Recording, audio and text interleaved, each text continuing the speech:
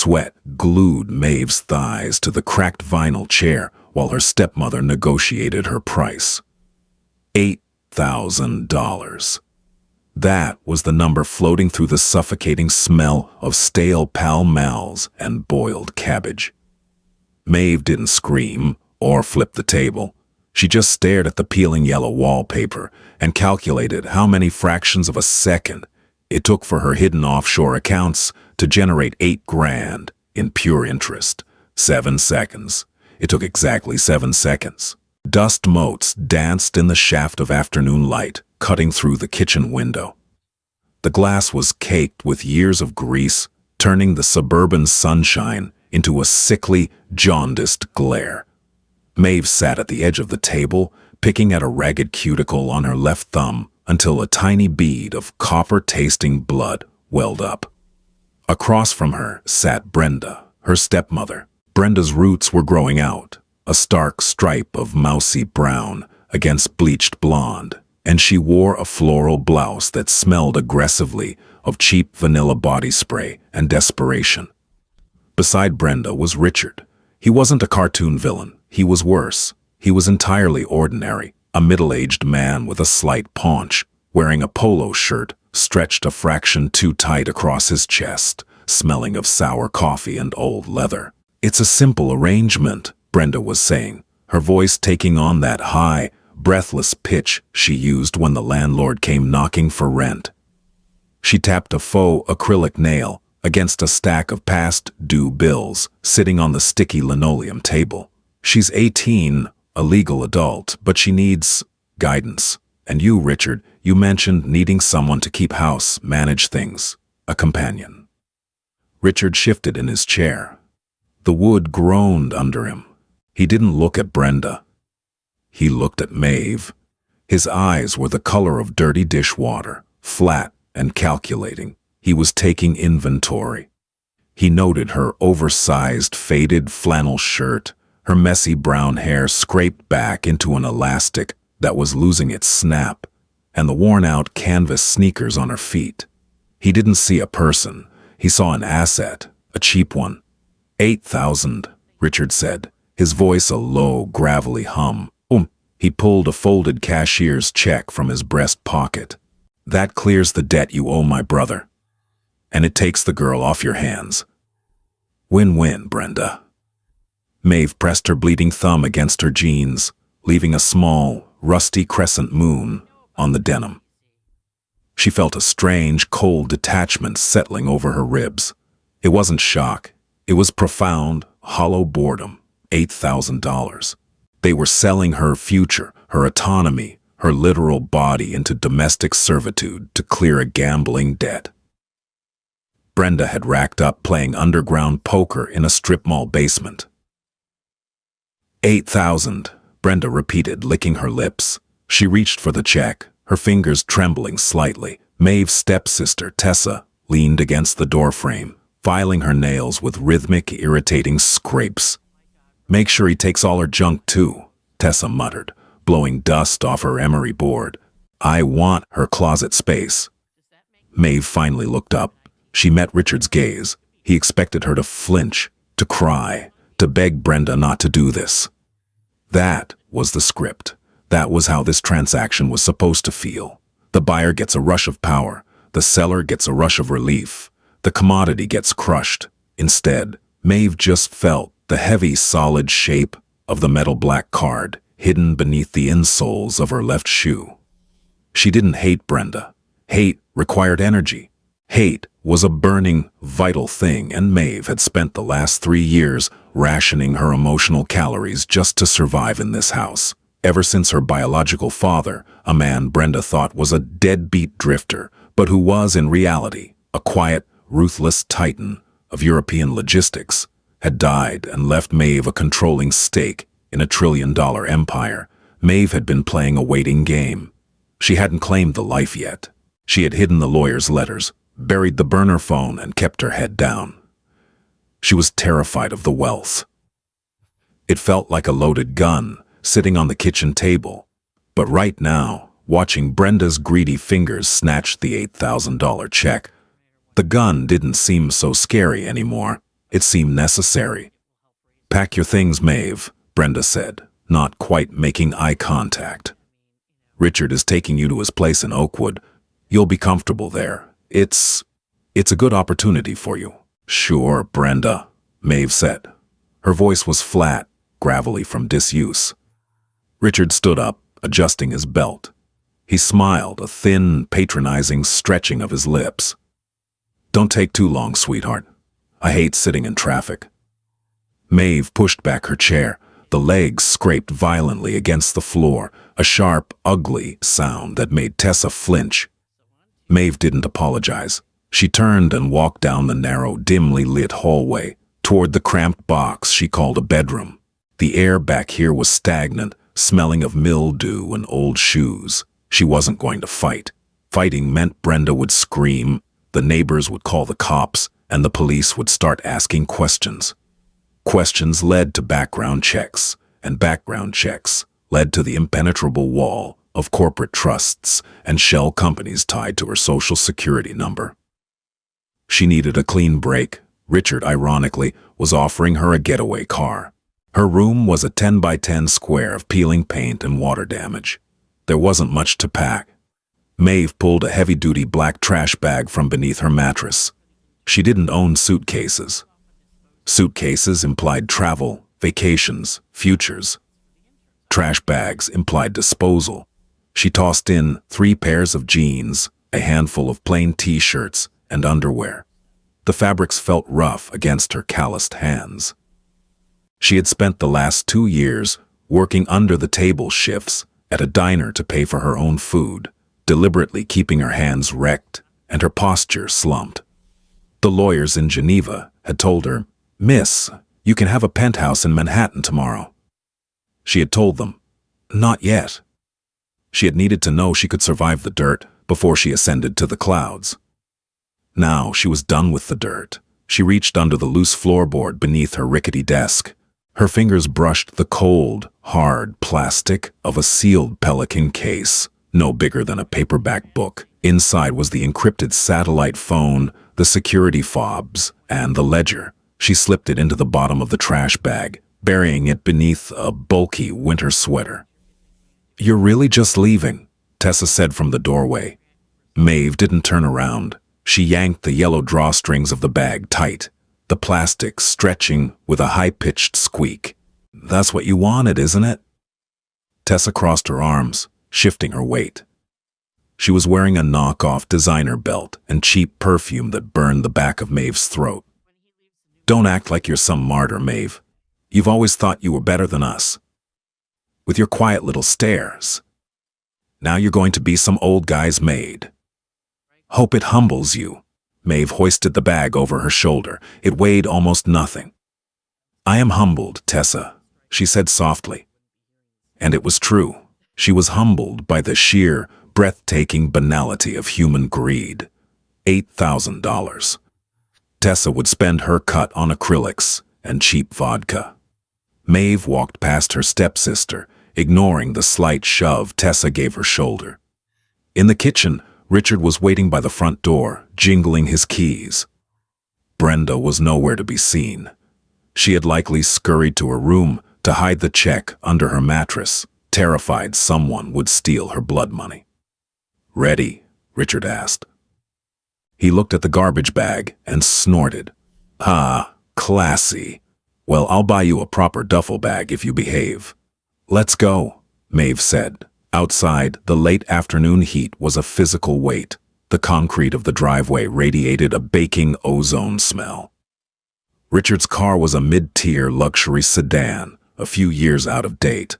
Black paint swirled with micro scratches from cheap car washes. He popped the trunk. "Toss it in," he commanded. Maeve dropped the bag into the dusty trunk. She felt the heavy thud of the Pelican case hitting the metal floorboard. She opened the passenger door and slid onto the black leather seat. It was blazing hot, burning the backs of her thighs through her jeans. The interior smelled of overpowering pine air, freshener, and old fast food. Richard got in, starting the engine. The AC blasted to life, blowing warm, dusty air into her face before it finally began to cool. He pulled out of the driveway without a backward glance. Maeve stared at the cracked siding of Brenda's house as they rolled away. She felt an unexpected tightness in her throat. Not sorrow, but the strange, terrifying vertigo of a severed tether. For 18 years, that miserable box had been her entire universe. Now it was just a rear-view mirror memory receding into the smog. "So," Richard said, breaking the heavy silence as they merged onto the highway. His voice was too loud in the enclosed space. "Let's get a few things straight, Maeve." She kept her eyes on the blur of strip malls and gas stations passing outside the window. "Okay. I'm a busy man. I run 3 car dealerships. I work hard." He drummed his fingers on the steering wheel. The knuckles were hairy and thick. "I need peace when I come home. Brenda said you know how to cook. You know how to clean. You're going to keep my house in order, and in return, you get a roof, food, and you don't have to deal with your nightmare of a stepmother anymore. Understood?" "What about the $8,000? Maeve asked, her voice deliberately flat, devoid of inflection. Richard shot her a sharp look. "What about it? Am I working that off? Is there an hourly rate, or do you just own me now?" Richard's jaw tightened. He didn't like the word own. It sounded too ugly, too close to the truth. "Look at it as an advance on your allowance. You do what you're told, you keep the house nice, and we won't have any problems. Don't get smart with me, girl. I paid good money to solve Brenda's problem, and you are the collateral." Collateral. Maeve rolled the word around in her mind. It was a banking term. She knew a lot about banking. She knew that her primary holding company, based in Luxembourg, had cleared $80 million in profit yesterday morning, before she had even finished her shift pouring burnt coffee at the diner. "I understand," Maeve murmured. Richard relaxed slightly, mistaking her deadened tone for submission. "Good.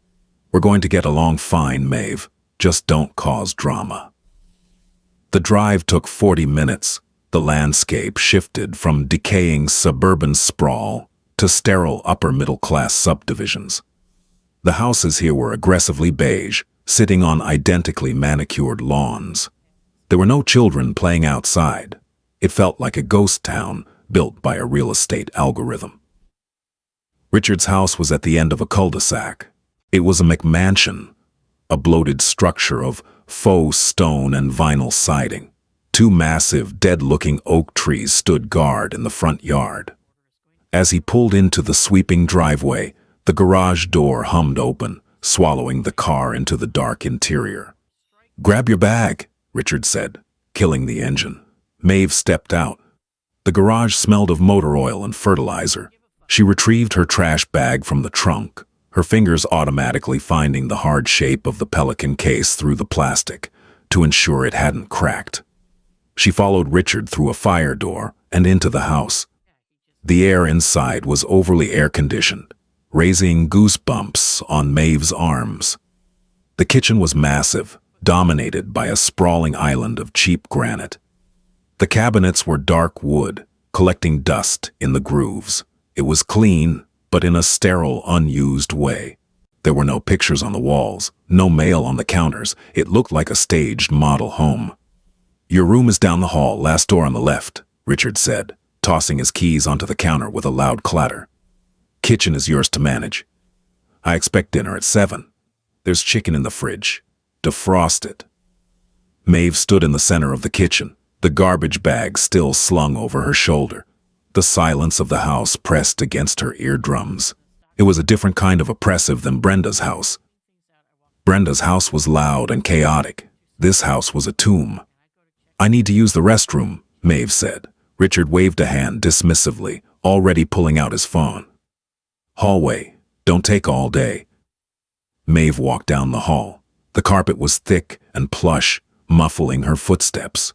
She found the bathroom, slipped inside, and locked the door.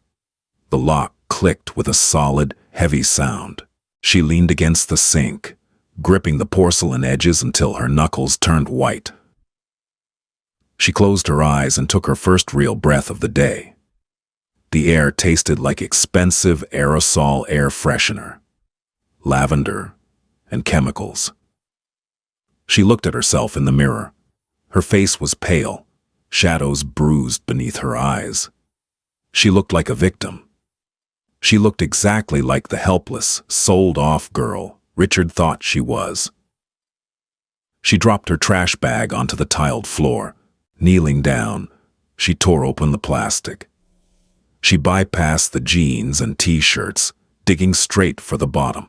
Her fingers closed around the Pelican case. She popped the latches. They snapped open like gunshots in the quiet bathroom. Inside, nestled in custom-cut foam, was a sleek, matte black satellite phone. It was heavy, devoid of any logos. Beside it lay a small biometric scanner. Maeve pressed her thumb to the scanner. A tiny LED flashed from red to green. The phone screen blinked to life. No apps, no browser, just a dialing pad and a single encrypted contact. Harrison. She tapped the name and pressed the phone to her ear. It didn't ring. It was a direct, hard-lined connection to the top floor of a high-security building in Zurich. Click. Ms. Vanguard, a voice said. Crisp, British, entirely devoid of surprise. Harrison was the lead executor of her father's estate, a man who managed small countries' GDPs before his morning tea. Harrison, Maeve whispered. She glanced at the locked bathroom door. Her heart was finally starting to beat, a slow, heavy rhythm against her ribs. We weren't expecting a check-in for another month, ma'am. Is there an emergency protocol required? No, Maeve said. No extraction. She stared at the cracked linoleum floor, contrasting it with the immaculate marble she knew lined Harrison's office. But there's a change of address, and a change of plans. Understood. Awaiting instructions. Maeve swallowed. The dryness in her throat was gone, replaced by a sudden metallic taste of adrenaline. The acquisition of the Roth-Cheney shipping line, the one we were voting on tomorrow. What's the status? The board is prepared to authorize the $12 billion purchase at 0800 hours, Greenwich Mean Time, subject to your final veto, ma'am. Maeve thought about Richard standing in the kitchen, demanding defrosted chicken. She thought about Brenda counting $8,000 on a sticky table. She felt a hysterical, dark laugh bubble up in her chest, but she swallowed it down. Cancel it, Maeve said softly. A brief pause on the line. $12 billion of international commerce, thousands of jobs, months of negotiations. Cancel the Roth-Cheney acquisition. Confirmed, Harrison replied, his tone unchanged. Shall I cite a reason to the board? Tell them. Maeve dragged a hand through her messy hair. Tell them I'm liquidating a microscopic portion of our domestic assets instead. I need cash flow. Quiet cash flow. I want a shadow audit on a man named Richard. She gave Richard's full name and the address of the McMansion she was currently standing in. An audit, ma'am. To what end? I want to buy his debt, Maeve said, her voice dropping to a whisper of absolute ice. I want to buy his dealerships. I want to buy the mortgage on this house. I want to own every piece of paper with his name on it by Friday. Consider it done. Shall we unfreeze your primary accounts? No. Keep me dead on paper. Just build the shell companies. Put him in a vice, Harrison, slowly. A sharp knock rapped against the bathroom door, making Maeve jump. Hey! Richard's muffled voice barked through the wood. I don't pay you to hide in the damn bathroom. Get out here and start the chicken. Maeve stared at the wooden door. The fear was entirely gone now. What replaced it was something cold, sharp, and terrifyingly calm. I have to go, Harrison. I have domestic duties to attend to. Very good, ma'am. We will proceed with the hostile takeover of the target's life. Good evening. Maeve hung up. She placed the phone back in the case, locked it, and buried it back under her cheap clothes. She stood up, splashed cold water on her face, and patted it dry with a monogram towel. When she unlocked the door and stepped out, Richard was standing in the hallway, his face flushed with irritation. What the hell were you doing in there? Maeve looked at him. really looked at him. She saw the cheap watch on his wrist, the frayed collar of his polo, the pulse of a vein in his forehead.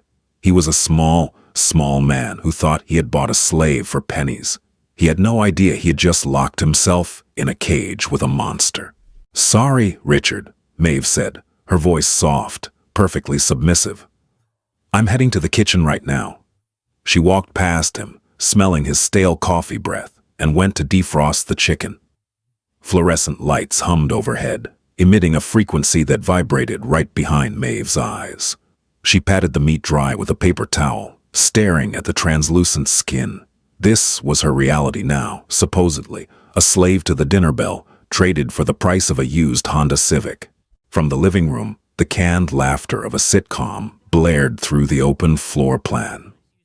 Richard was out there, sunk into a massive leather recliner that groaned every time he shifted his weight.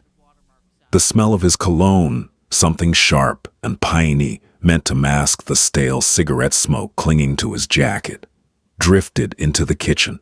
Maeve sprinkled generic garlic powder over the chicken. It smelled like chalk and dust.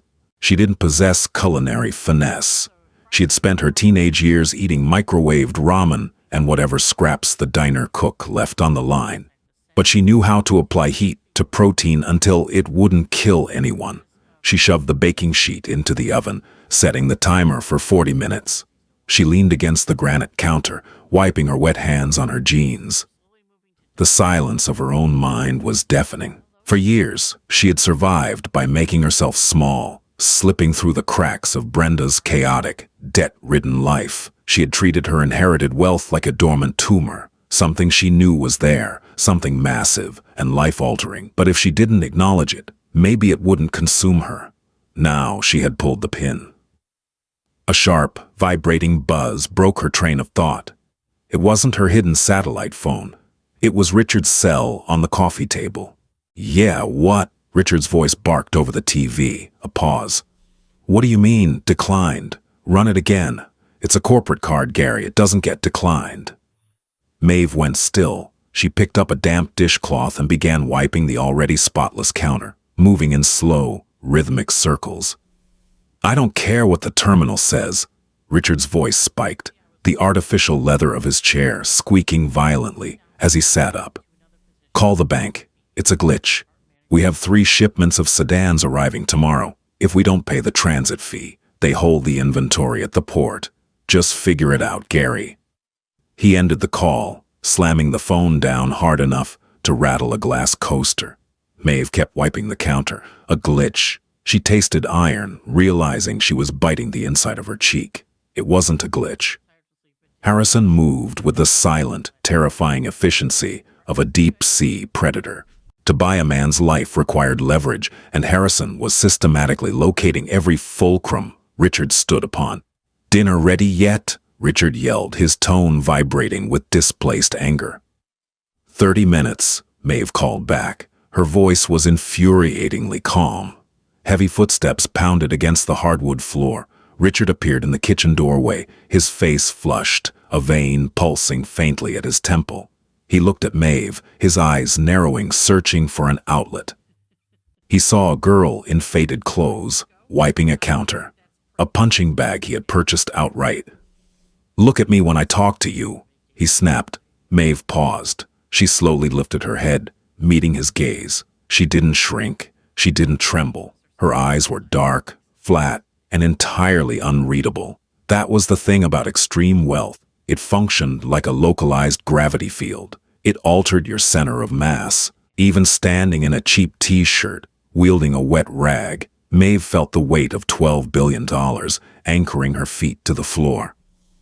Richard faltered just for a microsecond. He expected fear. He expected a flinch. The blankness unnerved him, though he couldn't articulate why. "Make sure the chicken isn't dry," he muttered, breaking eye contact first to check the refrigerator.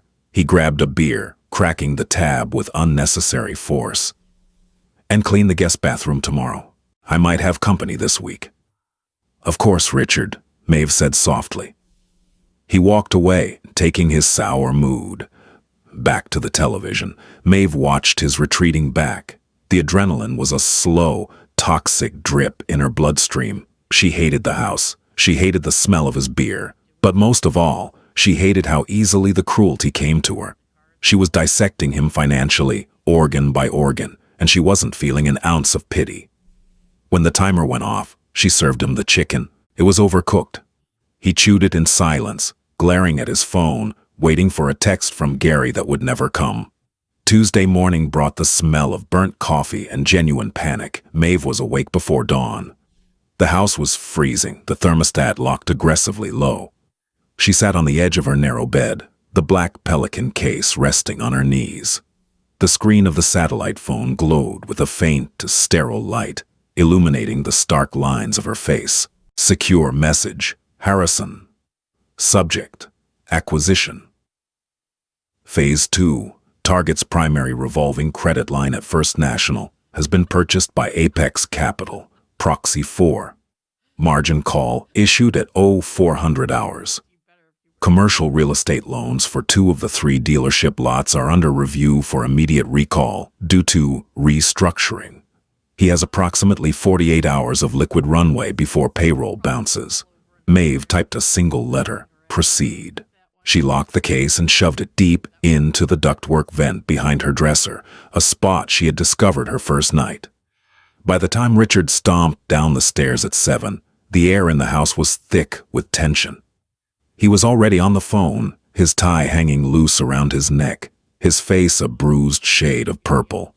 I don't understand restructuring, Greg. Richard was practically spitting into the receiver. He paced the length of the kitchen island, ignoring the eggs Maeve had placed on a plate.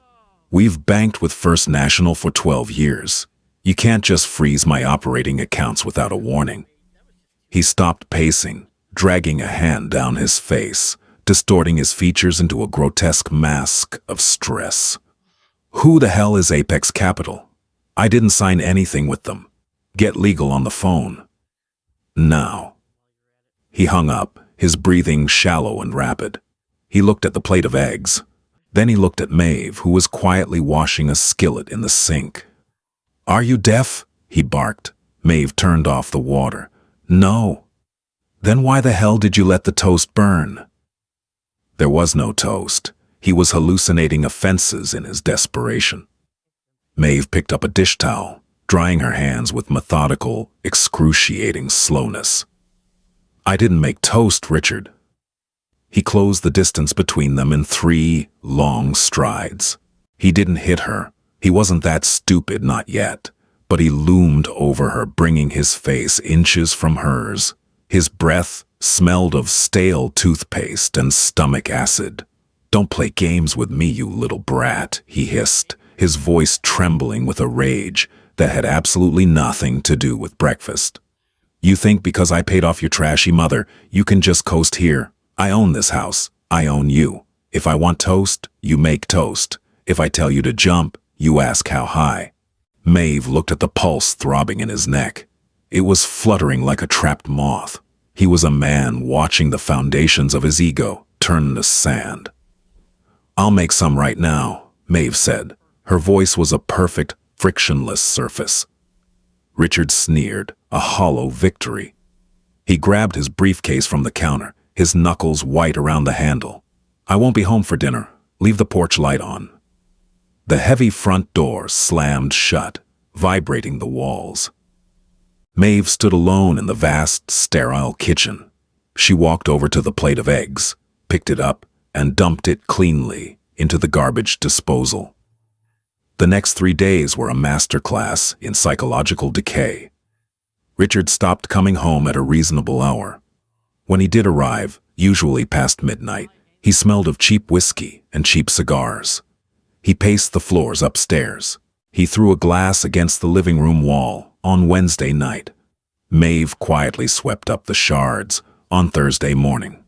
His phone rang constantly. Sometimes he yelled. Mostly, he pleaded. Just an extension, Gary. Give me till Monday. I can't liquidate the inventory. The bank has a lien on the titles now. Where did the money go? It doesn't just vanish. It does, Maeve thought, wiping down the baseboards while he screamed in his office. It vanishes into the digital ether, rerouted by men in bespoke suits in Zurich, swallowed by a corporate leviathan that doesn't even notice the calories. She was living inside a contradiction. Physically, she was on her hands and knees, scrubbing floors, eating leftovers, maintaining the illusion of the helpless, purchased girl. But digitally, financially, she was a god. Every time Richard snapped his fingers at her, every time he demanded a fresh shirt or a hot meal, she felt the phantom weight of her wealth pressing against her spine, urging her to crush him instantly. But Harrison's advice echoed in her head. To destroy a man quickly is a mercy, Ms. Vanguard. To dismantle him slowly is an education. Friday afternoon, the breaking point arrived. Richard burst through the front door at 3 in the afternoon. His tie was gone. His hair was a sweaty, tangled mess. He looked 10 years older, the skin around his eyes bruised with exhaustion. "Maeve!" he roared from the foyer. She walked out of the laundry room, holding a basket of folded towels. "Yes? We are having a guest for dinner." "Tonight," he said, his words slightly slurred, though he didn't seem drunk, just manic. "A very important guest. I need you to cook a roast. The good cut from the freezer. I need the dining room dusted. I need out the good silver." Maeve set the laundry basket down. "The silver is tarnished." "Then polish it," he screamed, his voice cracking. He grabbed his own hair, pulling at the roots. "Just do it. If this dinner doesn't go perfectly, I lose the lots. I lose everything. Do you understand me? I need him to see a stable, successful household." Maeve watched his breakdown with clinical detachment. "Who is the guest?" Richard let out a ragged breath, leaning against the wall for support. "David Caldwell. He's a senior partner at an equity firm. He's the only one who can authorize a bridge loan by Monday morning." Maeve's heart performed a slow, heavy roll against her ribs. David Caldwell. She knew the name. She had read his dossier on the encrypted satellite phone 2 nights ago. David Caldwell wasn't a savior. He was a mid-level acquisition manager for Apex Capital. He was Maeve's employee. He just didn't know it. "I'll prepare the roast," Maeve said, turning back to the laundry room to hide the cold, terrifying smile that finally broke across her face.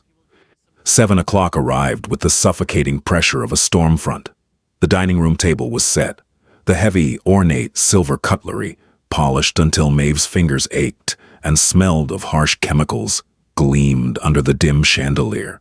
The roast sat in the center of the table, radiating the smell of rosemary, garlic, and seared fat.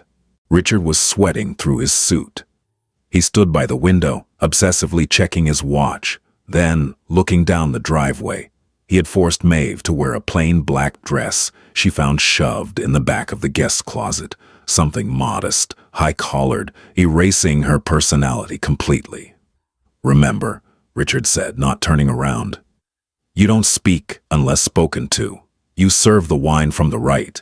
You clear the plates from the left. You are an assistant, a live-in housekeeper. Nothing else." "Understood," Maeve murmured, standing in the shadows near the kitchen doorway. She felt like a ghost haunting her own house. Headlights swept across the front lawn. Richard jolted. "He's here. Get the wine." Maeve uncorked the bottle of Cabernet, a bottle Richard couldn't actually afford, purchased on a maxed-out personal credit card, and set it on a silver tray. The doorbell chimed. Richard rushed to the foyer, throwing the door open with a practiced hollow grin. "David!"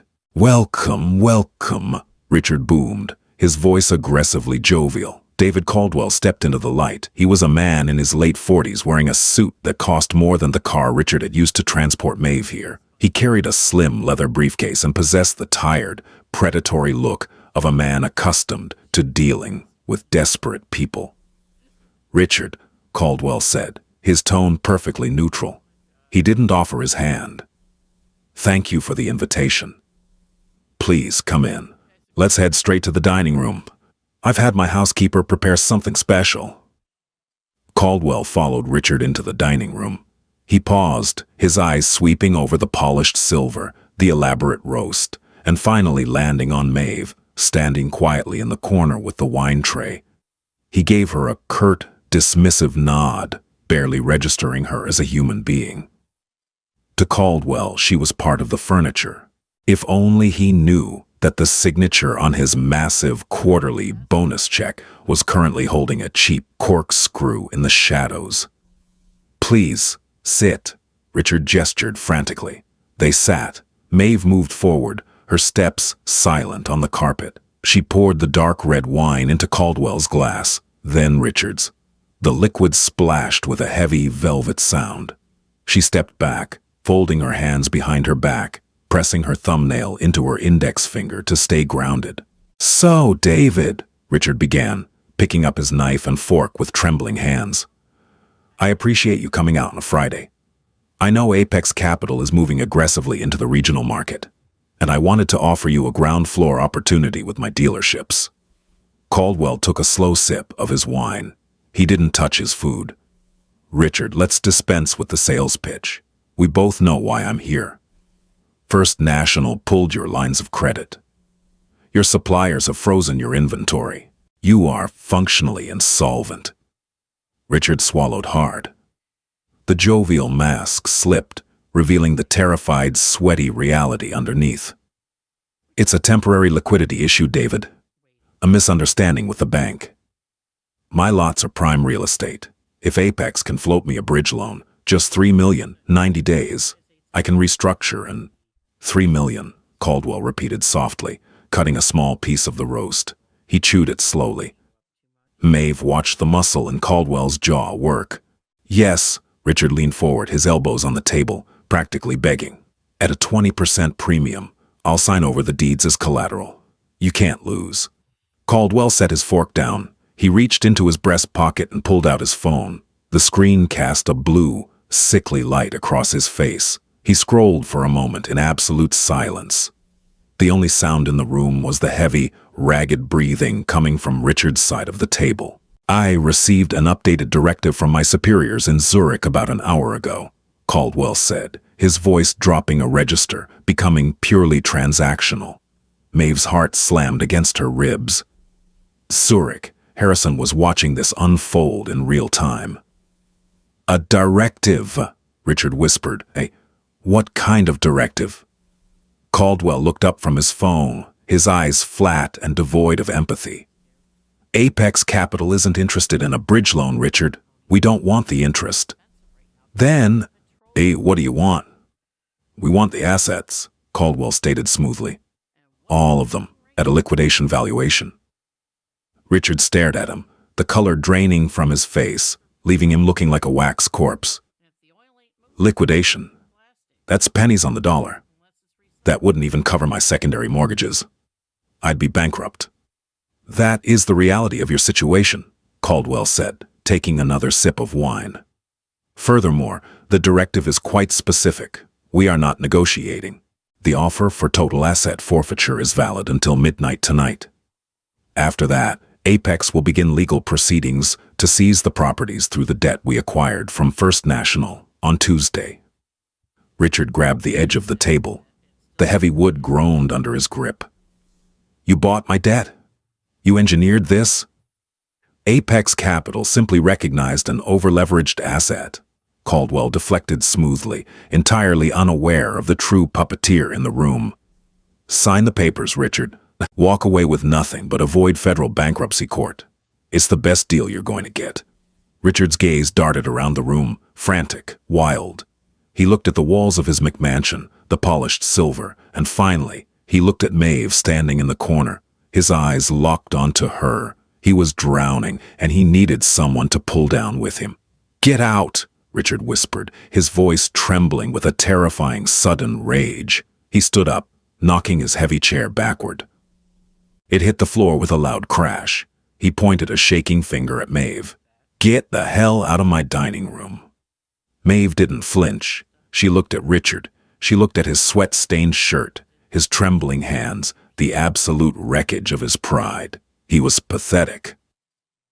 She stepped forward, moving with a grace and authority that entirely contradicted the cheap black dress she wore. She walked to the table, picking up the bottle of wine. "Miss," Caldwell said sharply, startled by her sudden movement. He told you to leave. Maeve ignored him. She poured the last few drops of wine into Richard's glass. Then, slowly, deliberately, she met David Caldwell's eyes. "Mr. Caldwell," Maeve said. Her voice was no longer the soft, submissive whisper of a housekeeper.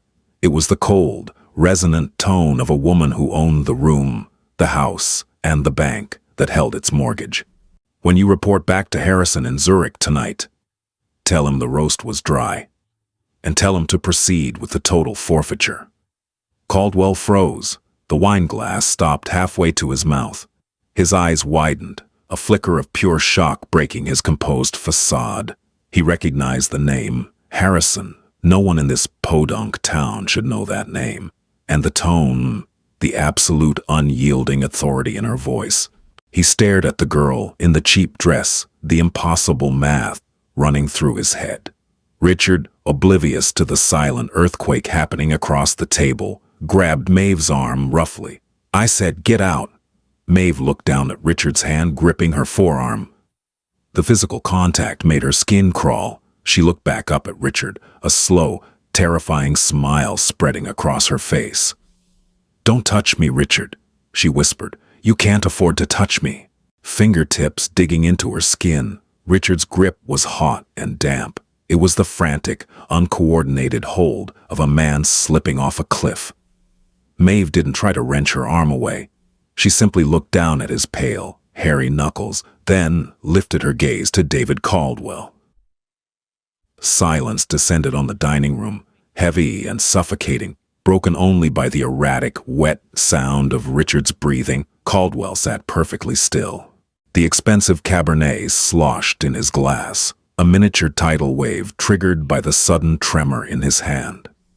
He lowered the crystal to the table. The base clicked against the mahogany.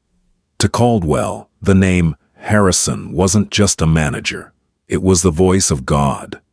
Harrison managed the Vanguard Trust, an entity so vast it possessed its own geopolitical gravity.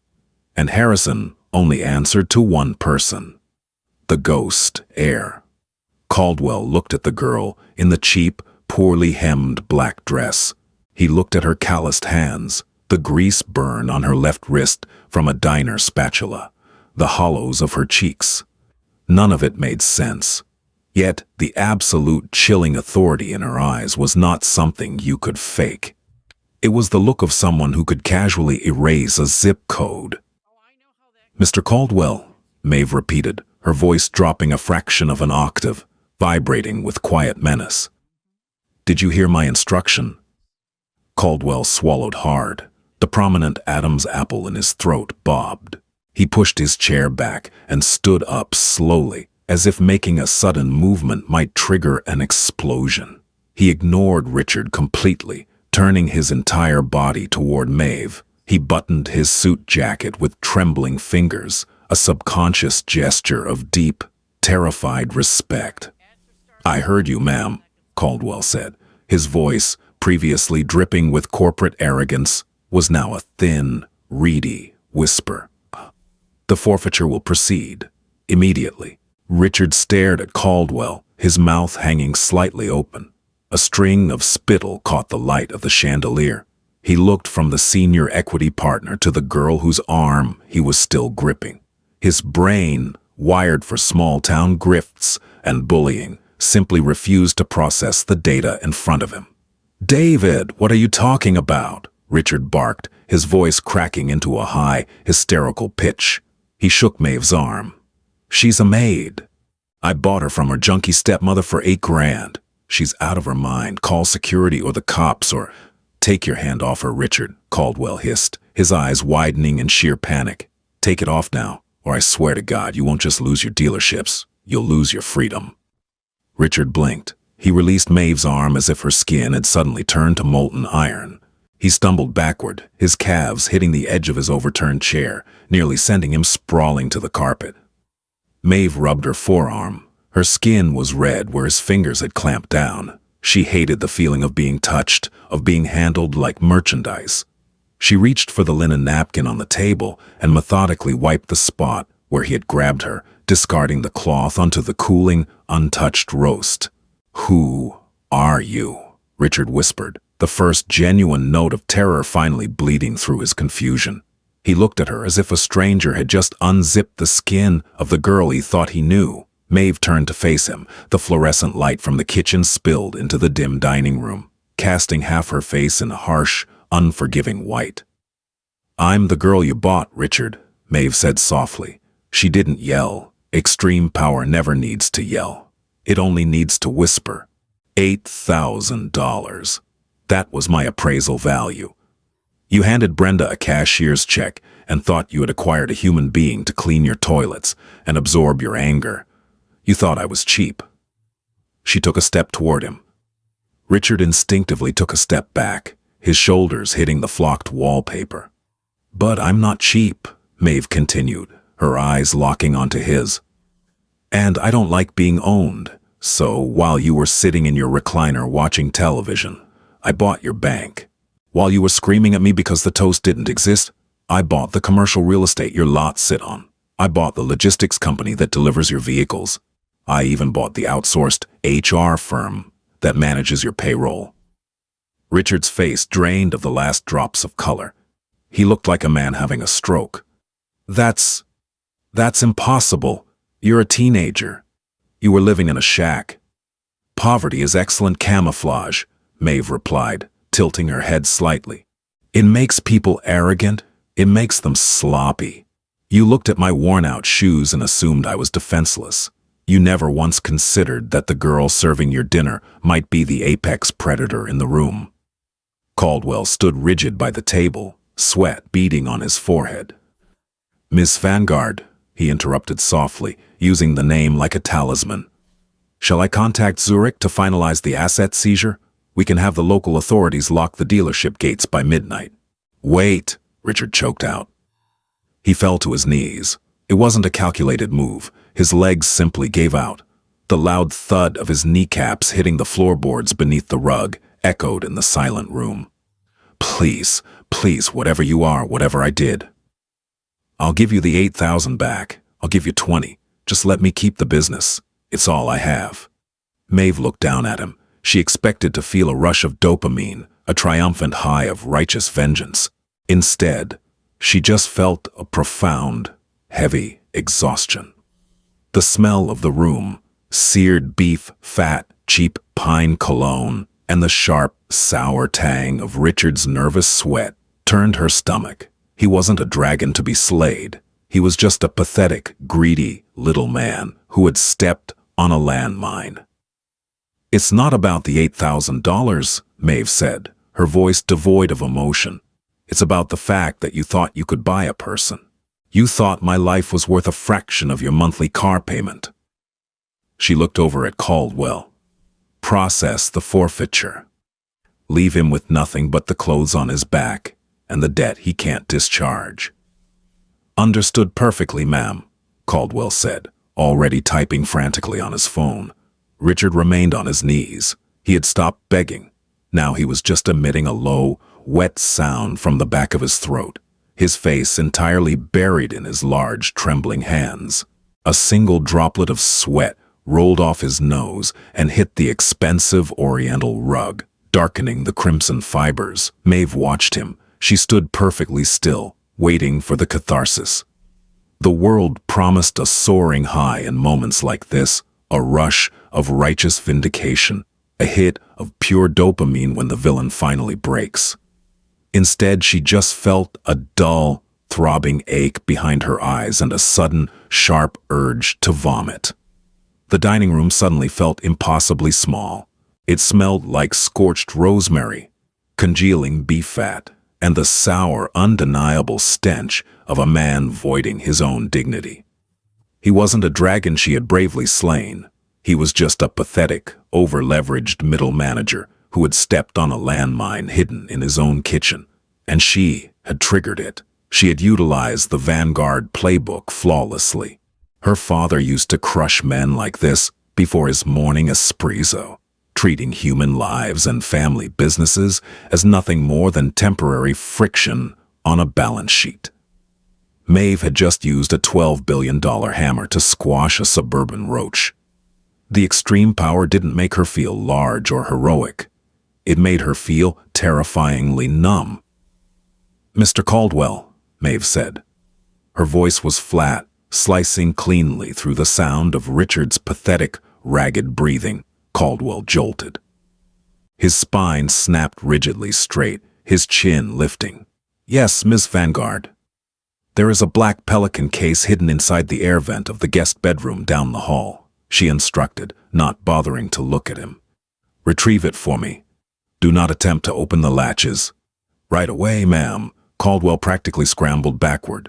He turned and scurried down the hallway, his heavy, expensive leather Oxfords squeaking awkwardly against the pristine hardwood floor. Maeve turned her back on Richard. She walked out of the dining room and into the sterile glare of the kitchen. The cheap black dress Richard had forced her to wear was clinging to her skin, the synthetic polyester suffocating her, trapping the heat and the awful smell of the house against her collarbone. She reached behind her neck, gripped the zipper, and yanked it down. She didn't care about decorum. She let the dress slide off her shoulders and pool around her ankles on the granite tiles. She stepped out of it, wearing only her plain white undershirt and cotton underwear. From the laundry room adjacent to the kitchen, she retrieved the black trash bag she had arrived with. She pulled out her own clothes, the faded, roughly spun denim jeans, and an oversized gray sweater. She pulled them on. The coarse fabric was a shock against her skin, but it felt intensely grounding. It felt real. She kicked away the pinching black flats and shoved her feet back into her fraying canvas sneakers. This wasn't a fairy tale transformation. She wasn't changing into a ball gown. She was putting her armor back on. Footsteps echoed from the hall. Caldwell emerged, breathing slightly heavier than usual. There was a faint smudge of white drywall dust on the right shoulder of his $3,000 suit. He held the black pelican case pressed against his chest with both hands, carrying it like it was a live nuclear core. He approached her, keeping his eyes carefully averted, terrified of looking at her directly, let alone noticing she had changed clothes. "Your case, ma'am," Caldwell said, extending it. Maeve took it. The hard industrial plastic was cold and heavy. "Thank you, David." Using his first name wasn't a gesture of sudden warmth. It was a deliberate reminder of his subordinate status. "Call Harrison. Tell him I need a car outside in 5 minutes. I took the liberty of texting Zurich the moment you revealed yourself to Mr. Caldwell." To Richard, rather. Caldwell corrected himself quickly, desperate to prove his proactive value. "A secure vehicle is already turning into the subdivision." "Good." Maeve looked back toward the dining room archway. She couldn't see Richard from this angle, but she could still hear the pathetic, rhythmic wheezing of his panic attack. "Miss Vanguard, if I may," Caldwell ventured, his tone entirely deferential. "What about the stepmother, Brenda?" Harrison's preliminary file indicated she received the initial $8,000 payment for your placement here. "Shall I have Apex audit her accounts? We can freeze her assets and have local authorities investigate her for human trafficking by dawn." Maeve paused, her thumb tracing the heavy metal latch of the Pelican case. She thought about Brenda. She pictured the peeling yellow wallpaper in that cramped kitchen. She remembered the sticky linoleum, the suffocating anxiety of past due bills, and the desperate, rhythmic scratching of Tessa's emery board. Destroying Richard felt necessary. He had systemic power, and he had used it to purchase a human being for his own comfort. But Brenda was just a parasite drowning in a bucket, clawing over anything, even her stepdaughter, just to keep her head above the water for one more day. If Maeve froze Brenda's accounts, Brenda would scream. She would cry to the neighbors. She would play the victim of a faceless, evil banking system, and it would give her a convenient excuse for her own miserable failures. "No," Maeve said quietly. "Leave Brenda exactly where she is." Caldwell blinked, clearly confused by the mercy. "Are you certain, ma'am?" She brokered the transaction. "I am certain," Maeve replied, looking Caldwell dead in the eye. "Taking her money doesn't punish her. It just gives her something to complain about, but letting her live out the rest of her miserable, penny-pinching life in that rotting house, knowing she willingly sold a $1 trillion lottery ticket for a used car down payment, that is a permanent haunting. Maeve turned away from him and walked to the front door. When she sees my face on the cover of the Forbes registry next year, David, she will understand exactly what she threw away. Let her live with the math. She reached out and gripped the heavy brass doorknob. It was cold. "What are your final orders for me, Miss Vanguard?" Caldwell asked, hovering in the hallway, looking entirely displaced in the suburban foyer. Maeve pulled the door open. The thick, humid night air rushed in, smelling of cut grass, exhaust, and the faint, electric promise of a coming thunderstorm. It was the smell of the outside world. "Go back to Zurich, David," Maeve said, stepping onto the threshold. "Keep making Apex Capital money. And if you ever see a quiet, vulnerable person standing in the corner of a room again, remember tonight. Remember who might be holding the leash." She didn't wait to see him nod. She walked out, letting the heavy oak door click shut behind her, severing the connection entirely. Nighttime in the subdivision tasted like ozone and dying grass. Maeve walked down the sloping concrete driveway, her cheap canvas sneakers dragging slightly against the pavement. The streetlights flickered overhead, casting sickly, orange sodium pools that highlighted the oppressive uniformity of the beige houses. None of the neighbors were outside. They were all safely boxed inside their dry-walled cages, completely unaware that a localized apocalypse had just occurred at the end of their cul-de-sac. Her hands were shaking now that she was out of Richard's sight, out of the immediate theater of war. The adrenaline crash hit her joints like physical lead. She stopped halfway to the street, pressing the palms of her hands hard against her denim-clad thighs to steady the tremors. She didn't feel victorious. That was the lie movies sold you, that righteous vengeance tasted sweet. It didn't. It tasted like ash and copper. She had just annihilated a man. She had dismantled his life, his pride, and his future with the casual flick of a wrist, mirroring the exact sociopathic detachment her father used to bankrupt entire shipping conglomerates before his morning espresso. "I am exactly like him," she thought. The realization wasn't an epiphany, it was a surrender. At the edge of the cul-de-sac, the extraction vehicle waited. It wasn't a flashy limousine or a screaming sports car. It was a heavily armored matte black Mercedes Maybach SUV. It looked less like transportation and more like a mobile bunker, absorbing the ambient light like a black hole. Its engine idled with a sub-bass frequency she felt vibrating in her sternum rather than heard with her ears. A man in a charcoal suit stepped out as she approached. He moved with a stiff, hyper-aware efficiency, a coiled spring barely contained by tailored wool. "Ms. Vanguard," he said. His voice was a calm, gravelly baritone that cut cleanly through the humid night air. "I'm Garrett. We have clearance out of the regional airport. The jet is prepped." Maeve stopped a few feet away. Garrett opened the heavy rear door, stepping back and averting his eyes. He didn't evaluate her frayed shoelaces, the grease burn on her wrist, or the exhausted slump of her shoulders. He treated her exactly the way a soldier treats a commanding general. She looked inside. The cabin was a cavern of cream-colored leather, brushed aluminum, and soft, indirect LED lighting. It smelled sterile, expensive, and utterly detached from the sticky, desperate world she was standing in. This was the airlock. For 18 years, she had survived by breathing the dirt. She had let Brenda weaponize her existence. She had let the world treat her like an inconvenience, a rounding error in humanity. She had hidden the encrypted phone and the Swiss lawyer's letters because she was terrified that acknowledging the money would hollow her out.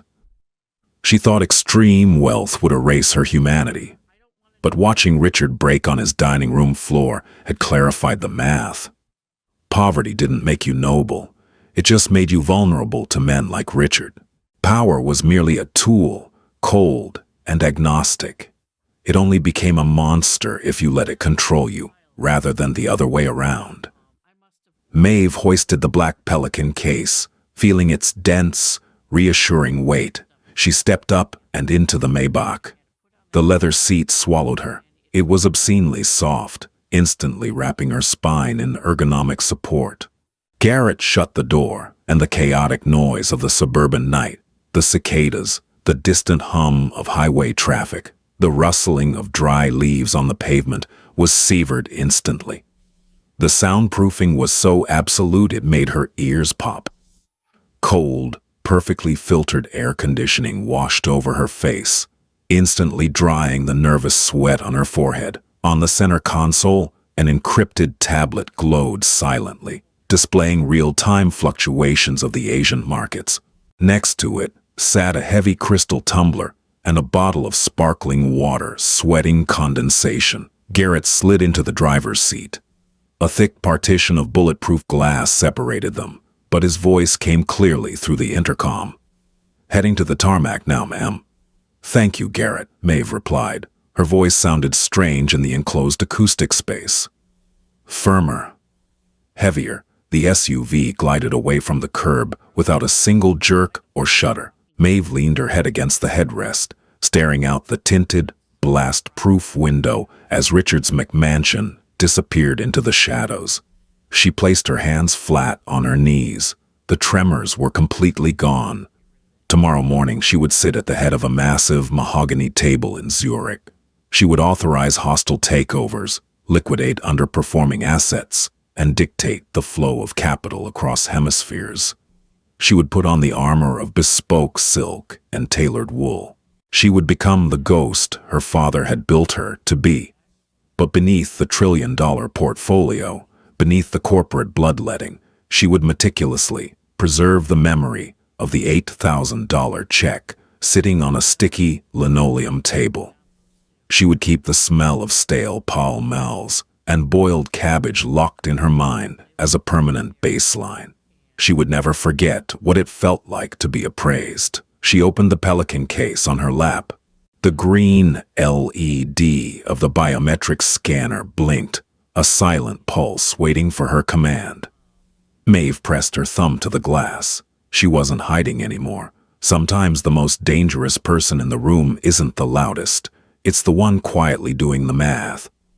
Maeve's journey from a discarded stepdaughter to a ruthless corporate titan proves that real power isn't given, it's unleashed. If you felt the chill of that dining room scene, if you love seeing arrogant bullies completely dismantled by their own greed, hit that like button. Share this video with someone who underestimates their own quiet strength. Don't forget to subscribe and turn on notifications. You won't want to miss our next story of ultimate revenge and resilience. Drop a comment below. What would you do with $12 billion?